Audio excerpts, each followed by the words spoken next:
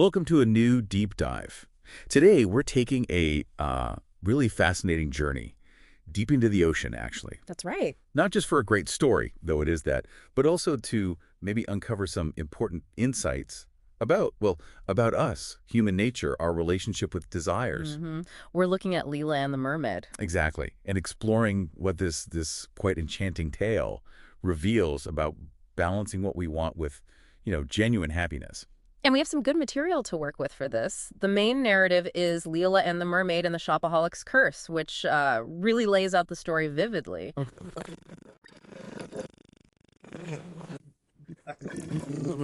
A mermaid's tale of greed and redemption, and also her Stacey the Storyteller podcast introduction. Right. So our mission really is to pull out the core wisdom here.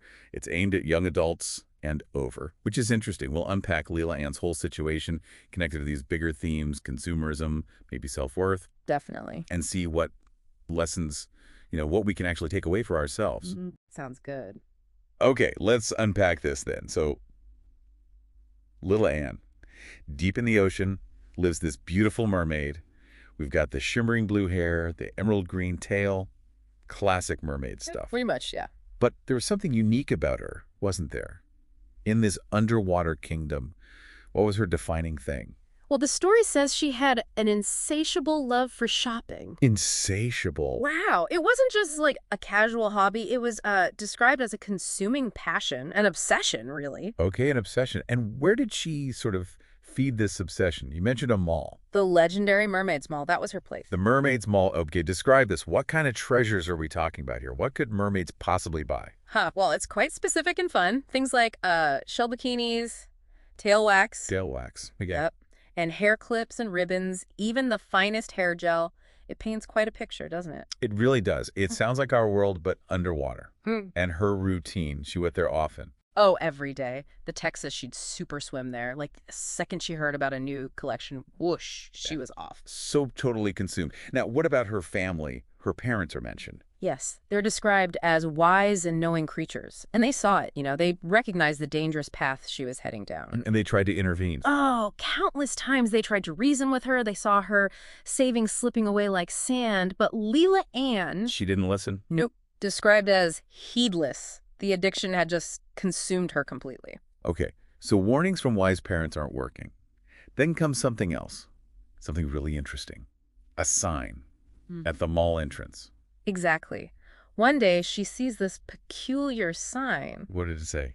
It warned, "Beware, shopaholics your tail and find will turn into wood if you don't stop." Whoa, okay, that's specific and pretty ominous. How did she react? Did that get through to her? Well, initially, no. She read it nonchalantly, just thought it was, a mere joke. Just dismissed it. Right. But the story adds that the words echoed in her ears, growing louder and louder. Ah, so maybe a tiny part of her knew. Perhaps.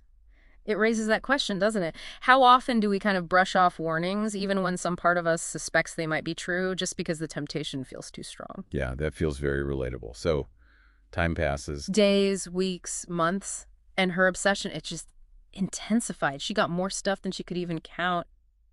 But that warning sign, it wasn't just a joke. Not at all. It held a fate she never thought possible. So what happened? How did the curse manifest? One morning, Leela Ann woke up and felt this unusual heaviness in her tail. Her movements were sluggish. Oh, no. And when she looked, her beautiful, glistening tail, it had turned into a dry, lifeless piece of wood. Wow. Just like the sign said. That must have been an incredible shock. Absolutely devastating. The story mentions tears, the shock. It was the moment she truly faced the consequences of her addiction. Yeah. The magic was gone. So, rock bottom, essentially. A wooden tail. What does she do? How does she react to this dark reality? Well, the shock turns into something else. She's described as being fueled by determination and a newfound understanding. Okay, so she doesn't just despair. What's her first step towards, getting her tail back, towards change? She decides she has to break free from the habit, and crucially, she seeks help.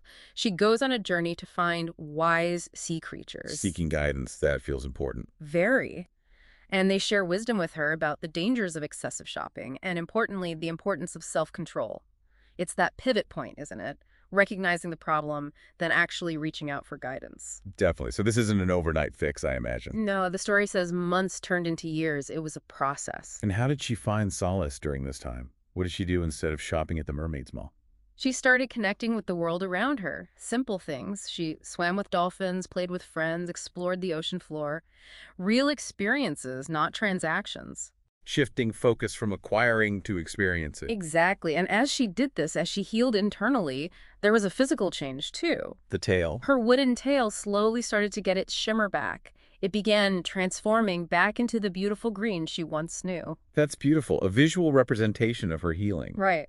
And the Mermaid's Mall, it became a distant memory, no longer the symbol of her downfall, but something she'd moved past. So bringing this all together, what's the core message here for us? Especially thinking about that target audience, young adults and older. Yeah. What did Lil Anne ultimately realize? She learned that real happiness, true happiness, it didn't lie in material possessions or the next fashionable trend. That wasn't it at all. Where did it lie then? It resided in the love she had for herself, her family, and the beauty that surrounded her. It's all about intrinsic values, isn't it? Internal stuff, not external gratification. Right. That resonates. The story seems like a very clear reminder that moderation and self-control are essential in all aspects of life. Absolutely. Whether it's shopping or, as the text says, any other obsession, finding that balance is the true key to happiness. It's a powerful fable structure for that message. Now let's talk about the creator, Stacey Lucas. She's behind these magical fairy tales and story tales. Uses the nickname Stacey The Storyteller. Yes, that's her. What do we know about her? The sources give us a bit of insight. Yeah, do. She describes herself as a free-spirited, kind-hearted, individually minded, mature lady who loves life and being in the company of good friends and family members. Quite a warm description. It is, and she emphasizes certain values. Very much so. She's a big fan of healthy wellness and mindfulness, plus great self-care and awareness of mental health. Ah, okay. So you can really see how her personal values directly connect to the moral of the Leanne story, can't you? Oh, absolutely. It shines through. That focus on inner well-being, mindfulness, self-care, it's all woven into Leela Ann's path to redemption. It's not just about stopping shopping. It's about finding that deeper self-love and connection she talks about. Makes sense. Yeah. And if people want to find out more about her work or connect with Stacey the Storyteller, She's pretty accessible online. She has social media presences, Facebook, Instagram, Pinterest are mentioned. okay. And interestingly, she also has a free Hub app community.